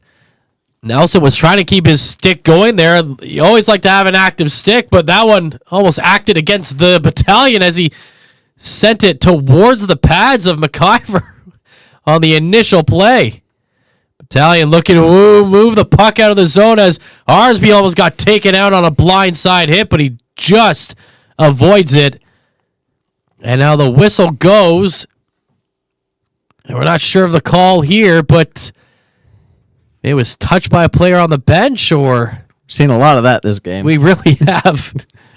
I'd be wearing an extra helmet if I was on the bench at this point. There's been a lot of pucks. So the faceoff is right in front of the Oshawa bench, and the battalion win it, dumping it in quickly. Play on the near side boards. A couple of guys digging away here. North Bay have got to get numbers in those areas. Erdl behind the net gets it cleared out. Controlled at the far side boards by the battalion. They play it back behind the net. Erdl's there again for North Bay. Feeds it down the left side boards from the third. He plays it back behind the net. Erdl, wraparound chance, and he gets a shot wide of the net. But the puck comes to the blue line, and it's cleared. Now it's LeBlanc with the puck. He dumps it in. Play on the near side boards as a couple players converge in the area. The puck comes away from that area, and it's carried out of the zone by, I believe, Roloffs, who goes all the way into the General's end. He gets pinned against the boards by Mathern, and the battalion end up with the puck. They will move it out of the neutral zone and dumping it into the corner. Nelson, the first battalion player in that area. The puck comes into the slot. The turnaround shot gets stopped. Believe that was Vilmanis taking that one for North Bay, and it ricochets all the way into the North Bay zone. The battalion try to play it out to the neutral zone. The Generals flip it right back in towards McIver. McIver quickly smacks it off the end boards. The puck comes to the near side boards. Van Steensel is the player that's there for North Bay that's getting pushed against the boards by the Generals. They get it out of that area, out to the neutral zone with North Bay in control. Vilmanis tries to get it over the blue line. It's up in the air, caught by the Generals, and they will steer it right back out to the neutral zone. In front of their own bench, they dump it down the ice, and it's played behind the net by McIver with 10:20 to go in period number 3. The battalion looking to overcome a 3-goal deficit now. Arnsby trying to get it in. The battalion have been playing with just their top 2 lines this entire period, and it's sent back down the other way. Ride, first one to it. He's got Kennedy with him now. He turns it over at the blue line, but the battalion get the puck right back out of the zone. Racing down the right wing side. Shot in by Procession, but the puck goes off a defender and out of play with 9:52 to go. It's a 4-1 Oshawa lead. A bit more pep in the battalion step as they come off of that goal. They've had a couple of decent rushes, but so far, Oshawa staying steadfast on their defense, playing hard along the boards, able to clear and transition quickly, getting a couple of chances. But so far, the pace has been maintained by the battalion trying to enter the zone, and they get another offensive zone draw. Cook will take it, and hopefully getting something done here. North Bay can't win the draw, and it's cleared out. Racing towards it is LeBlanc. stopping behind his own net in the North Bay zone. He sends it up the near side boards for Cook. Cook gets past the defender, pushes it in over the blue line, but then it's taken off him as he runs into another player, and the puck comes out of the zone. And now it's Rubrick going in one-on-one for the Generals, taking a shot, and it goes up high off McIver. It stays in play as it comes down on the far side. Out to the neutral zone, dumped in by Ride, but the Generals will get to it first behind their own net. And now they play it out down the near side boards. Getting out of the zone is Tyler Graham of the Generals, but he gets stripped of the puck right down the middle of the North Bay zone, and it's Vilmanis who brings it out. Vilmanis gets it all the way into the Generals' end on the far side. The puck now stopped at the line, and the Generals go back the other way. Ritchie to the left side. Shot comes in. Big save by McIver, and the puck gets deflected to the far side corner. Whipped around to the near side, now back to the point. The pass is blocked, and then Battalion going the other way. It's Van Steensel. Pass back to the right side, into the middle, and the save is made by Oster. Puck stays loose. It's in behind the net. Now it comes to the right side board. Shot stop. Another chance, and that one is stopped as well. What an insane rush from the Battalion, starting with Owen Van Steensel to Wakely and back, and I miss who took the shot, but an incredible save by Oster. A really nice passing play, maybe one pass too many. It's Vilmanis over to, I believe that is Vilmanis to Wakely. Wakely goes for the shot and just stonewalled. It pops up over the net, and that's probably the best chance since the goal that the Battalion have had. And you know, Oster probably came into this game saying, I have got to be at my best in this one, and he has made some fantastic saves in this contest. It's 4-1 Oshawa with 8:20 to go in Game 7, and the Battalion once again can't control the puck off the draw, and it's sent all the way down into the North Bay zone with Oshawa in control. They put it on net, and it's deflected away. Now it's Ertl skating it out of the zone. Ertl over the blue line to the right side. Shot comes in, and that one stopped and pushed away by Oster. The puck to the near side circle. Ertl with another shot, and that one is saved as well by Oster. Battalion just trying to get as many pucks, as many opportunities on net as they can. Time winding down, 7:55 now. Shots 27-23 in favor of the Generals. But shots on goal don't count. It's just the ones that go in. So far, the Battalion having a much better period type of effort. You would have liked to see a period ago, but better late than never. Yeah, you're right. You wonder what the difference would have been if they got this effort right from the get-go. They had a few sequences, a few bursts where they did look like they were really forcing the issue, but the Oshawa Generals capitalizing on a couple of 2-on-1s in that second period. That's really been the difference in this game as the Battalion trail by 3 with 7:40 remaining in Game 7. The Generals send it back into the North Bay zone, and McIver leaves it behind the net. North Bay basically have to play a hurry-up offense now for the remainder of regulation. It's tipped away and sent back down into the North Bay zone. Kennedy behind his own net. Plays it to Vilmanis. Now across the far side to Nelson. Nelson skates up the right side boards, and he will dump it in. It's played on the near side corner by the Generals, and they will shoot it right back out. Roloffs with control. Now he lost it. Mathurin plays it up to Van Steensel. Van Steensel takes the shot to the far side corner, and now Ertl throws a big hit on the end boards, but can't come up with the puck. It gets cleared out to the neutral zone, and Mathurin holding it on the near side boards. Lost possession, and it's dumped into the North Bay zone by Oshawa. Christopoulos gets to it for North Bay. They play it in front of the blue line, and now they look for a stretch pass down the ice, and it's dumped into the Oshawa zone. Tarian throwing a hit, but can't come up with a puck. It goes to the blue line. North Bay trying to keep it in. Cook's there. He gets taken down. Still no idea where the puck is here, though.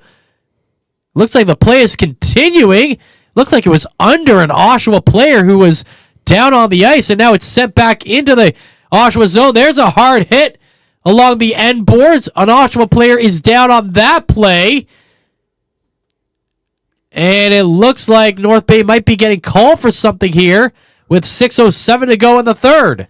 And Andrew LeBlanc going to the box. I'd be curious to see what the call is. Maybe roughing, maybe boarding, something to that extent. But just a hard fight that we've seen along the boards. And there's a 5 on the board. That may just be for review purposes off the check. But for all the things to be called, okay, we're getting a replay here. It's looks that like is a clean hit. They might be calling it a slew foot, but I was watching the hands, not the feet. Let's watch the feet here now. No, that is a clean hit. Of all the things to get called, and now this getting reviewed for a 5-minute major, I mean, that just encapsulates the incompetence of the officiating in this series. They've been decent tonight, but there could have been quite a few calls gone either way in this game. But the North Bay Battalion getting called for a 5 minutes there on, I mean, his elbows were down. The hit was into the shoulder. That's just the result of a big man going hard into the boards. And it's even more in question because in the previous game we saw Ty Nelson get hit from behind into the boards, and it was an automatic 2. It doesn't even get the review, and then it looks like. And I think there's going to be no penalty here. Yeah, was it North Bay who set up the review? Or was it an automatic one? If they call 5, upstairs? it's automatically. So I take back the comment. This officiating crew has been better. But I mean, again, that's the official was watching it the entire time. I don't get why that's even something that gets called to begin with. And then this play here that we're now watching a replay of, the puck just stuck under a player at the Oshawa boards, and man, I don't know. I don't know. That's just LeBlanc going in, throwing a big, huge check at a time when the Battalion needs some energy. So when a 5 is called, because I'm pretty sure in the NHL you can only reduce it to a 2, you can't call off the penalty. I didn't realize that the rule was different for the OHL, that you could completely negate it.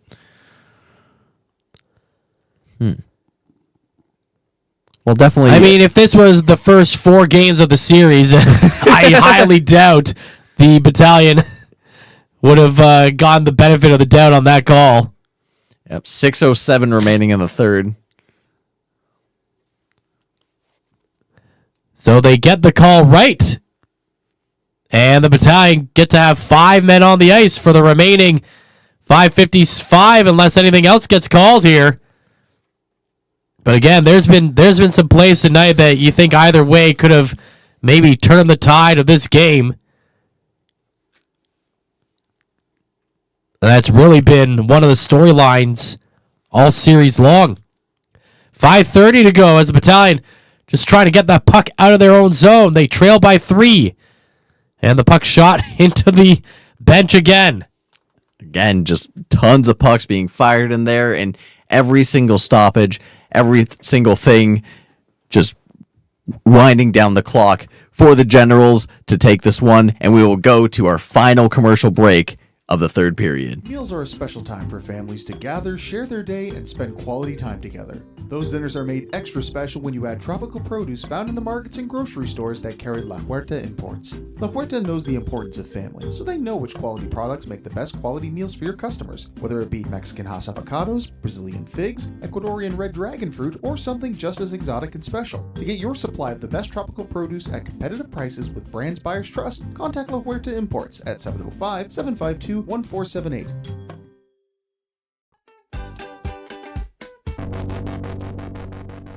Barry! Huh? I told you not to be scaring the customers. Hey, Barry, come on in for a bite. And bring Brianna with you.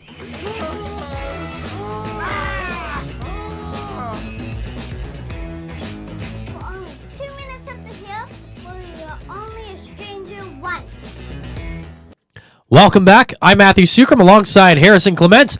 There's 5:26 remaining in the third period, and the Battalion down 4-1 to the Generals as they look to clear it out of their zone. They do get it to the neutral zone, but Oshawa picks it up right there and dumps it back in, and the stop is made by McIver. That's going to be his 24th of the game. And it is the 5:12 remaining, and we got to keep an eye on Mike because being down 3 goals, you can't expect that he's going to stay in net much longer. There's still the timeout remaining, so we'll probably see the timeout call depending on where the draw is, and probably try and get that 6-man out on the ice as soon as possible. Flipped in behind the North Bay net. The puck comes up to the far side boards, and North Bay gets it cleared, but it's shot right back in by Oshawa. Nelson chasing it.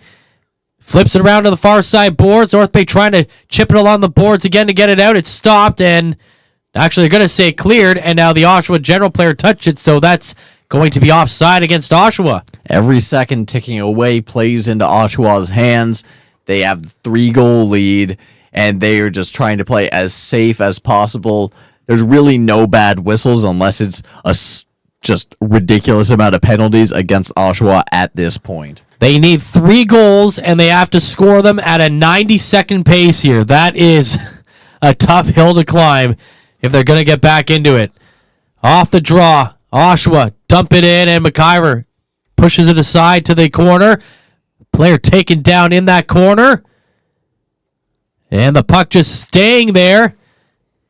Couple of guys in the air just trying to dig it out as the seconds preciously tick away from North Bay's comeback attempt here. Shot comes in towards McIver, and the blocker save is made. Now Danforth fires it back in. Played in behind the net. The Generals keeping possession. Now it comes out in front. It's Erdl with control of the puck. Erdl looking for the stretch pass down the ice. Can't get it. And icing is going to be called against North Bay with 4:14 to go in this 4-1 Oshawa lead. Hail Marys, trick plays, rabbits out of hats. You got to try everything at this point in the game, and just the icing goes the other way. Battalion grasping at straws essentially at this point, just trying to get something going. Their breakout is getting shut down. Their transition play has not looked good. The only opportunities they've really had have been individual efforts and the odd chance when they win an offensive zone draw. They get it out of the zone on the draw, but Oshawa takes over, and they're right back in the zone here. Kumpalainen with a shot from behind the blue line. It's wide of the net, into the corner. Oshawa back in control. North Bay with a good check there, and the Battalion get it out. Wakely to Erdl, down the middle. Erdl pushed off the puck, and then on his knees, he's able to get the pass off, but it's right to the stick of the Generals, who send it right back towards McIver. He leaves it for Vilmanis, who skates up the middle. Now he sends it to the left side. Van Steensel there to check that. LeBlanc there to dump it in. McIver has left the net with 3:40 to play and a 3-goal deficit. The puck is sent down the ice. Chasing it is Nelson, and they're going to wave off icing. Nobody in net for North Bay as they look to bring the puck out of the zone. In the neutral zone, Vilmanis with the charge. Gets stopped at the line, gets tied up there. The puck to the empty net, and it's in. And that's going to do it. The Oshawa Generals will take the 2024 Bobby Orr Trophy. They lead 5-1 in Game 7. Insurmountable, essentially, at this point. And, yeah, it's just all Generals. Battalion barely last a minute with Mike out of the net. They try and go for that last push, and just the shot finds nothing but net, doesn't even touch the ice, and it's 5-1 Gens. Dylan Robrick with his second goal of the night, his second goal this period, and a 3-point effort from Robrick is going to push the Generals into the OHL Finals. Robrick, the London, Ontario product, will lead the Generals against the London Knights in the OHL Finals. And it's been an up and down season for the Battalion. The fact that they made it this far 3 times in a row, get shut down 3 times in a row. It's truly heartbreaking. They've had just an insane playoffs run even to make it to this Game 7, coming back from 3-0, forcing the Game 7. What a good story, but Oshawa realized their mistakes, just put on just a top-class performance of junior hockey, and there's nothing really more to be said than that. Like, they showed up tonight, and the Battalion just could not break them. You wonder how different this game would have been if the Battalion could have gotten one of those first couple of shots past Oster like they've done for most of this series. The Battalion not able to get one of their patented opening 5-minute goals in this game, and that really put them behind the 8 ball as they see the Generals go up by 1 14 minutes into the game, and the Generals pad the lead 4-0 before the North Bay Battalion finally get one at 5:51 of the third period. 2 minutes left to go in the 2024 season for the North Bay Battalion. They started the year on an up-and-down run. They lost Dom DiVincentis due to injury. Charlie Robertson and Mike McIver had to carry the load. They went almost 2 months before they had a game where the opposite team didn't score more than 3 goals against them. And all of a sudden, at the trade deadline, Adam Dennis, the general manager, goes out, works some magic. He gets 3 players from the Sarnia Sting who come in and really help turn the team around. Vilmanis and the LeBlanc twins playing big-time roles for this team. You get Bronson Ride to come in and be a huge body on the back end and really solidify the D. And this team wins a 3rd straight Central Division championship. They get by Kingston 4-1. They sweep the Sudbury Wolves, and they were 90 seconds away from being swept in the OHL Finals by the Oshawa Generals, but they had the comeback of a lifetime. Some late goals by defensive players to tie the game in Game 4. They win in overtime. They go on to win in double overtime in Game 5. They absolutely dominate in Game 6, but it's the Oshawa Generals who prove to be just a little bit better here in Game 7, and they take it 5-1 with 50 seconds remaining here in the third. It's been an absolute battle throughout these playoffs. Some incredible highs, some lows, and some comebacks. And look, if I had to sum it up in a sentence, at least it wasn't Sudbury. Like, you got to look at the silver linings here, and just an absolute pleasure to watch a lot of the guys on this team. We got to remember the overagers. Liam Arnsby played a huge role in forcing that Game 5 overtime. He came back with a force after being out 6 games. Just the fairy tale story that Mike McIver had coming into net against all odds, a rookie netminder, probably played less than 10 games throughout the regular season and looked absolutely incredible. And he's got a bright future ahead of him in the OHL and hockey beyond. It's been an absolute pleasure to come in and do the after action report and just break down the wonderful things we've seen from this team. And unfortunately, on the road, it just wasn't their game tonight. They couldn't put the pieces together, and Oshawa shutting them down handily. Like, Oshawa played the game they needed to. Maybe it's that third jersey power. I guess so, yeah. Going to their alternates in Game 7 seems to bring them the magic they needed. The Oshawa Generals called a timeout there at the 52nd mark, and you talk about the overagers, Liam Arnsby and Justin Ertl moving on after this year, as well as Paul Christopoulos. And unfortunately for the Christopoulos family, Alex Christopoulos and the Saginaw Spirit losing in Game 6 yesterday, and it's going to be another tough loss for that family. But man, it's been amazing to watch those two guys over their OHL careers. Alex going on to becoming one of the prominent offensive scorers in the OHL as another puck goes in. This time it is an empty net. Excuse me. Courtesy of Ethan Toms there. And he's going to get his first postseason goal. And it'll make it a 6-1 finish for the Oshawa Generals. But, yeah, for the Christopoulos family, I mean, how close was that to having twin brothers playing in back-to-back OHL finals on different teams? I mean... Oh, what a storyline that would have been. Now, of note, Saginaw still has their shot at a Memorial Cup being the host this year. They've still put together a heck of a team and have the opportunity to still bring home some hardware. For the Battalion, though, not going to happen, unfortunately. Shut down by another blue, red, and white team tonight. 15 seconds to go. Toms with the goal at 1940, the second empty net goal in this game. 5 seconds left as the puck gets shot towards Oster.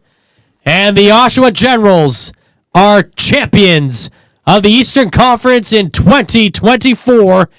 And for the Battalion, it isn't. Third time's the charm as they lose Game 7 of the Eastern Conference Finals for a second straight year.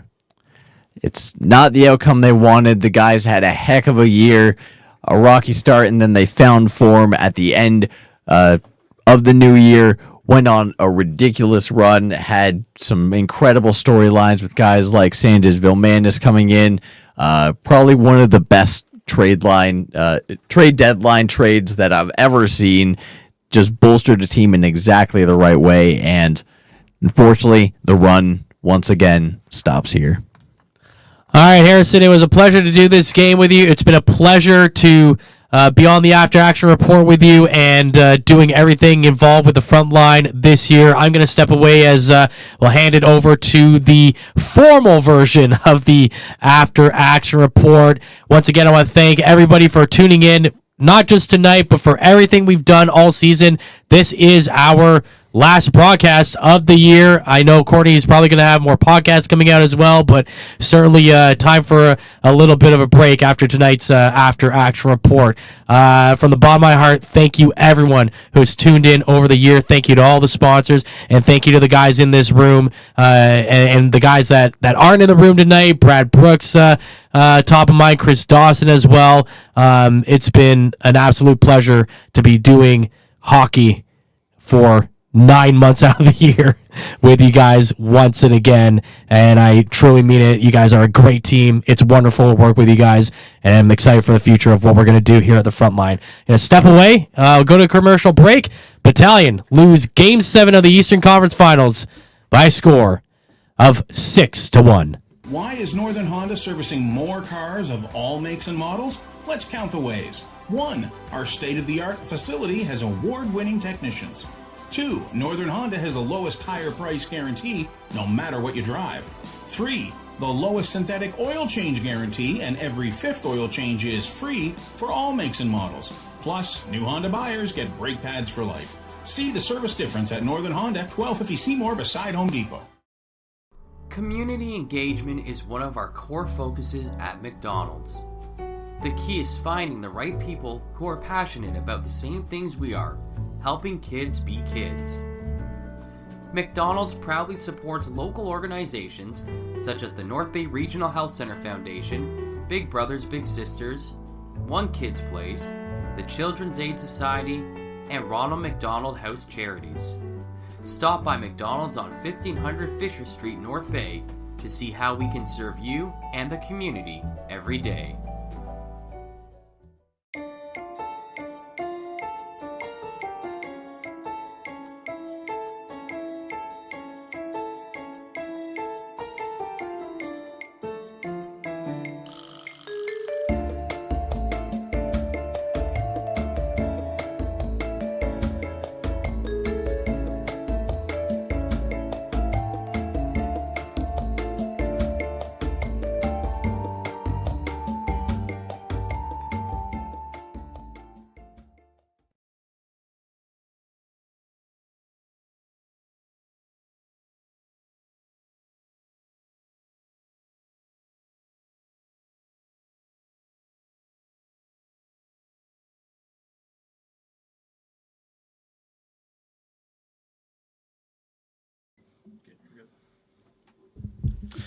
We're here again. This is where we are. It's echoey. The North Bay Battalion fall in the Eastern Conference Finals. Echoes of the past coming through in your voice. Yeah. 6-1. I'll give you a quick third period rundown. Jacob LeBlanc with his first of the playoffs, 5:51. This won't be long, I swear, I promise. Jacob LeBlanc with 5:51 into the third gets his first. Dylan Rubrick with his 10th. Ethan Toms with I'm not very impressed by that play for Ethan Toms. He's second empty netter. Just let it go at that point. Overall shots on goal in that third period, 14-10. North Bay 0 for 1 on the power play. Face-offs, 36-36 in the game. Oshawa scoring 1 goal in the first, 2 in the second, 3 in the third. But I just want to go through a couple of things here before I let you guys bring it up. First year, North Bay ran into Hamilton, 107 points in the regular season. Second year, they run into Peterborough, 74 points in the regular season, and a losing record. Not a losing record. And this year, they run into Oshawa, 89 points. Yeah, it's hard. I want to say a huge thank you to Ty Nelson, Dallin Wakely, Owen Van Steensel, Anthony Romani. If I miss anyone, I'm really sorry about that. Dom DiVincentis. These guys that we've been able to forge relationships with through the podcast. Ryan Willihan, who's always been great to me. Just want to say a huge thank you to those guys. And it's sad that this is how it ends, especially for this core group. Again, I agree with Matt. I don't think they're necessarily going to be pushovers next year. It's not going to be the same. Obviously, with these guys gone, a lot of these guys gone. Justin Ertle's been great to me. Paul Christopoulos has been great to me. Liam Arnsby is always fun to see at the rink. Arnie, I remember conducting my first interview with Arnie while I was still doing the rinkside reports with Your TV at the time. And he wouldn't stop talking. And then the second that the red light came on the camera, he just stopped. And I was like, oh no. What are we going to do now? You were new at that point. He was new at that point. No one knew what to do. Yeah, well, I'd never really been on TV at that point. So I was like, okay, great. Usually people don't see me when I'm doing this. So now I look scared. It's been a heck of a run just from that 2019 draft. It's sad because that's the last time Arnsby and Christopoulos will play together, and they came up together on the Don Mills Flyers. I don't really have much more to say than that. Battalion falling here again, 6-1 to the Oshawa Generals. I'll open up the floor first to you, Lyndon, and then Ben. Yeah, I think, Courtney, what you're saying is just the junior hockey experience, isn't it? Like in North Bay, we see these guys really develop as hockey players, really see a lot of things from these guys, and unfortunately for this team, it comes to an end in Oshawa tonight. And that's tough. Yeah, I mean, that's the thing, right? A lot of these guys, a handful of them will move on and play bigger and better hockey. But for a lot of these guys, this is the pinnacle of their hockey careers. And as much as we can be hard on them or criticize this or that or the other thing, this is a high elite level that these guys have gotten to. If this is the highest they ever play, it's still a substantial level of hockey that they've gotten to. And it's really crushing when that ends. And as we're watching the post-game players on the ice, they just went through the handshake line that you can see how distraught some of them are, because this is literally their whole world that for some of them is now over. Some of them move on to the next thing. And yeah, all these guys, they come out and they give it their all, and most of them have been great for us to deal with. Some of them are a little less than comfortable on the mic, so we don't quite forge the same relationship in that way on the podcast. But for the most part, they're, great kids who are out here just trying to do something with themselves. When I was 16, 17, 18, 19, 20, I was not playing hockey in front of a few thousand people. And, you can just really see how distraught a lot of the players are, and just kind of the disappointment, because after you come back after 3 games, you're back in this, You lose 3 games in a row. If you lose that 4th game or the 5th game, well, you're out of it. You didn't expect much. But you come back after being down 3-0 to get to a 7th game, yeah, that's a tough loss, especially 3rd year in a row getting to the conference finals and not making it past. I also feel bad for Mike McIver because he's going to wear this. He has nothing to be ashamed of. Coming in unexpectedly this playoff run, we always kind of knew that next year was going to be Mike's go around. We didn't really expect. Even when I talked to him the day before Dom went down with an injury, he didn't expect to see the crease again, and he did a hell of a job really stepping in and made me feel confident the way that Dom made me feel last year. Yeah, and like you said, goalies especially, and I know just from hearing people who around him know that he takes a lot of this stuff personally and he wears it. And if he's listening, this isn't on him to wear. Like he did so much to get this team to where they are. I didn't think there was a chance that he would be a goalie that could take them this far at this age. I knew next year, the year after, he's going to be a great goalie in this league, but I didn't think he'd step in this quick. But he had to, and he did. Like, that's a huge thing for people that, it's one thing to step in when the timing's right, but when it's inconvenient, he's never got a lot of OHL action. Being the 3rd string at the start of the year when Charlie went, he was the backup, but he didn't play a whole lot. The thing that's wild, sorry, just watching Captain Stewart roll-offs accept the Bobby Orr trophy. There's 3 years worth of boxes of Battalion Eastern Conference champion hats that you'll just never see the light of day. It's just wild. I kind of want to break into one and just wear one around people. Like, wait a sec. I have a T-shirt for 1 year when the Buccaneers made it to the Super Bowl and didn't win. I have the Super Bowl winning shirt that net wasn't supposed to be. Oh, really? Well, I don't have it anymore. I wore it a bunch and it got destroyed. Much like the Buccaneers franchise. Yeah, without Tom Brady. What great content. But yeah, so we should try and find some of those hats, and they're the Eastern champions in my heart. Guys, before we wrap, though, we will hit up our North Bay Sturgeon Falls McDonald's player of the game. I'm torn between, a guy that we've given it to multiple times, Mike McIver and Jacob LeBlanc. I'll let you both make your cases on that one. Or if you have someone else that you want to highlight, I'm okay with highlighting them too. I was going to make the sentimental pick and give it to the 3 overagers that will definitely not be back to this team next year. Yeah, darn you for being misty-eyed.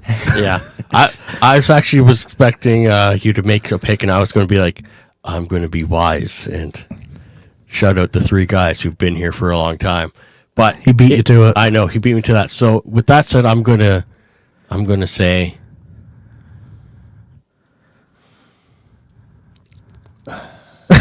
I don't know. Thanks, Ben. The Buccaneers shirt. Yeah. This goes out to the Buccaneers shirt. No, you know what? I'm going to say for the player of the game, I'm going to go with Vilmanis. Okay. I can see that. He actually looked good all game. He made a bunch of really good plays. We're not likely to see him back again. No.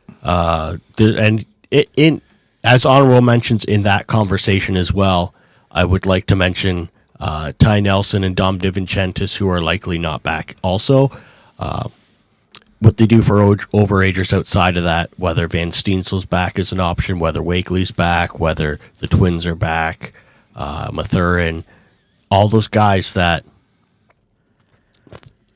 up to 3 of those guys could be back.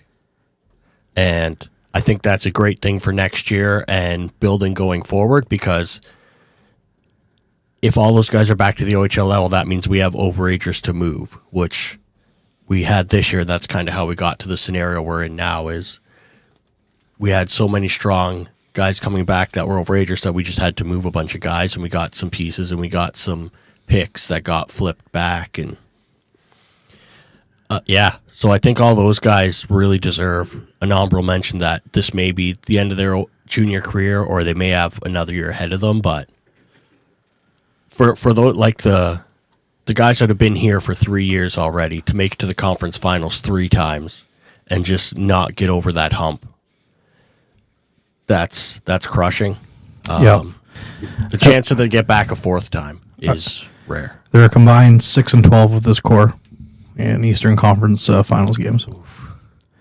It's not a good record. No. I mean, the first 4 losses were expected, though. Like that Hamilton they were coming up against was...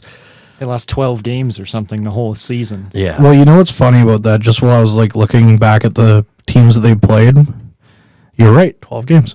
Hamilton went 51-12, 3-2 for 107 points.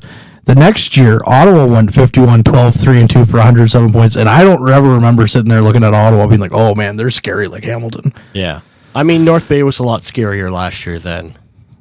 Yeah, they finished with 99 points and they finished with 87 this year. So yeah. Yeah, last year, the whole competition was really good. Well, I mean, when you look at last year, their fourth line was Terrian and Procession. Their third line was Wakely and Romani. Like, they weren't slouches last year. They just weren't getting the ice time. Yeah.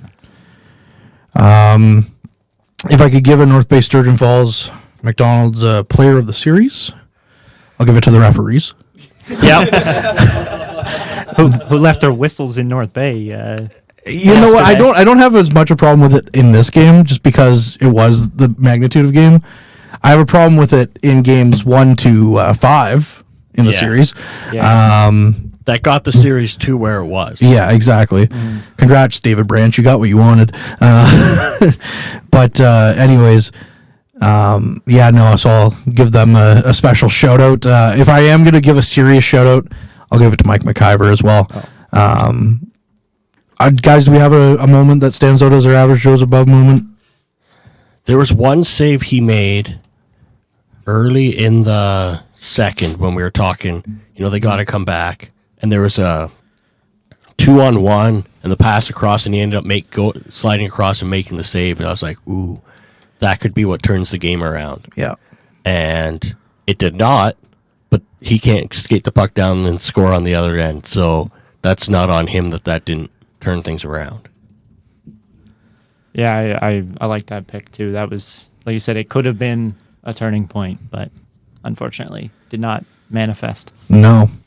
All right, guys, I think that's pretty much going to wrap it up. Before we do, again, I'll open up the floor one more time to you guys. Just give your last thoughts here on North Bay Battalion season, Lyndon. Yeah, one heck of a season from this team. We saw them really pick it up after the trade deadline and do something unpopular. Hats off to the Oshawa Generals playing the game they needed to in this game. You would say that. Yeah. No, they did exactly what they needed to do. They shut down North Bay's early chances and got this series done. So that's best of luck against London for them. Yeah, I mean, I think for me, for a team coming up to the deadline that was, are we going to be buyers or sellers, where that was even a question, to have done what they did through the back half of the season, to be without their leading goal scorer and their star goalie, to get to a Game 7 of a conference finals after being down 3-0 in that series. Like, yeah, nothing takes away the sting of not making it, but they put on a hell of a show along the way with some serious dramatics. Yeah, no, they did. And I think they should be commended for fighting back and forcing a Game 7 after being down 3-0 in the series.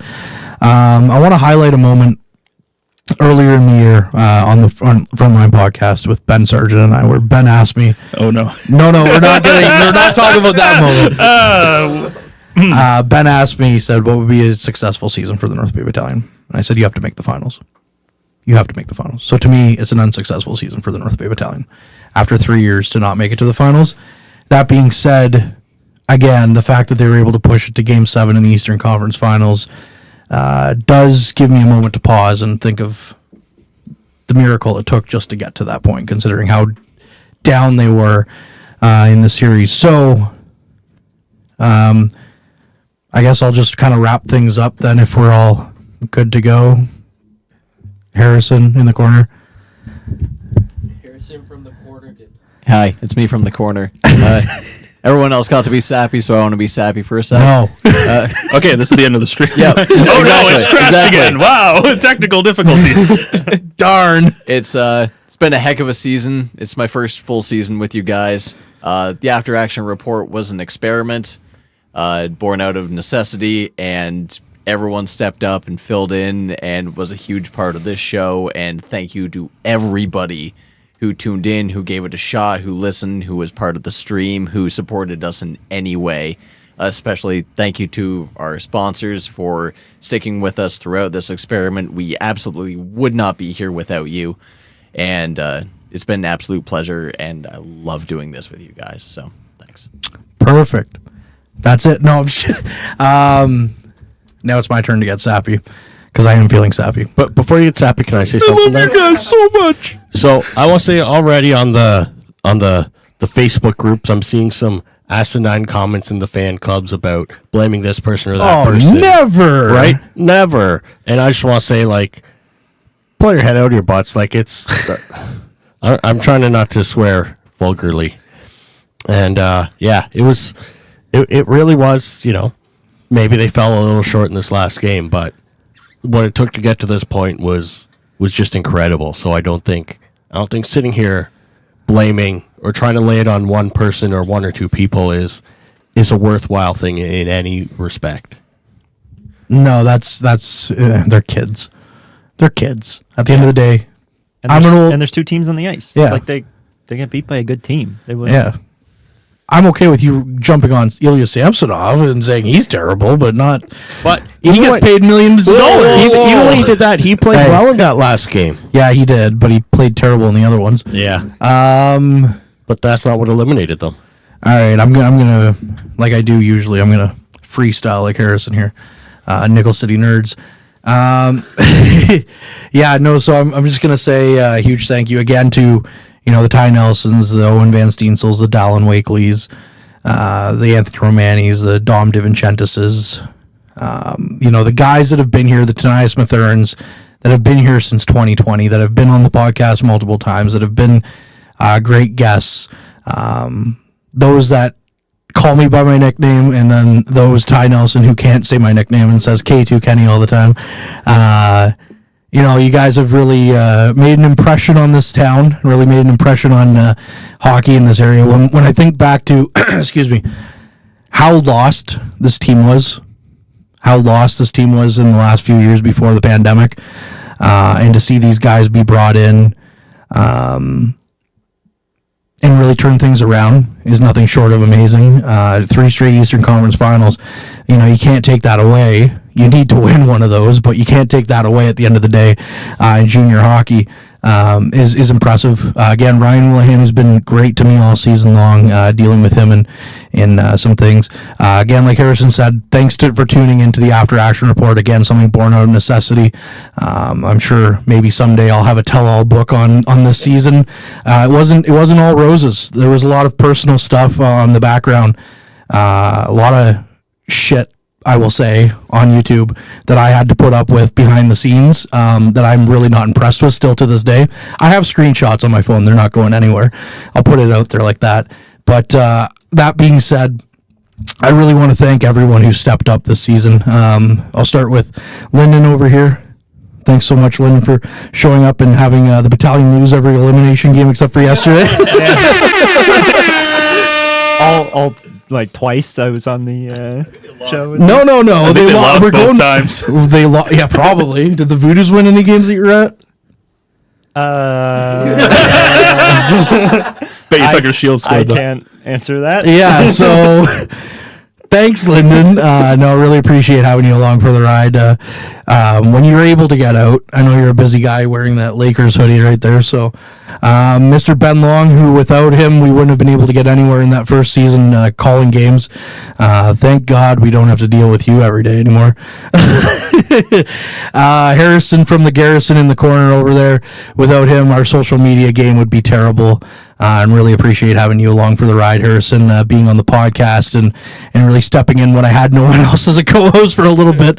It's been a great ride, and we'll continue putting out some great content. I'm sure. I'm really excited. Cassie Millen, our wonderful intern who was here for the whole ride too. Some reason someone thought we should get a co-op soon, and it's been great. I got to be honest, she comes in clutch at some Battalion games, bringing up some popcorn and pop when I don't want to go downstairs. And you've also come out of your shell on the podcast, too, when we've had you on, so really appreciate that. Man, the guy I go back with the longest here on this podcast. Matt? No, you. Matt? You. Mr. Ben Sargent. Well, you kind of made things interesting this year. What I do. But really appreciate having you along and producing everything that we do, and you're gonna get some free evenings now, which will be nice for you. So I'm pretty excited and happy to have you along for the ride. Brad Brooks, of course, would be remiss to not mention him and his enthusiasm, especially after Voodoo's overtime goals while he's got a camera in his hand. Shout out to Brad. Happy birthday, Brad, by the way. Sorry we couldn't get a big dub here for you to get a really good birthday gift. And Chris Dawson, again, I think collectively one of our most favorite guys in hockey in this area, who's been absolutely fantastic to us all season long, and Peter Goulet as well. Last but not least, to one of the best partners I've had in this venture, Matt Sukram. Thanks so much for this crazy ride this year, and I'm sure we'll do some more podcast stuff as well, like you mentioned, but really appreciate it. I don't think we'd be anywhere we would be without you figuring out how to get sponsors and everything, so really appreciate that. And I guess for the final time this season on Something Live, keep your eye on the Frontline. Wait, is this where we're supposed to end? Yeah, stop it! Oh, whoops.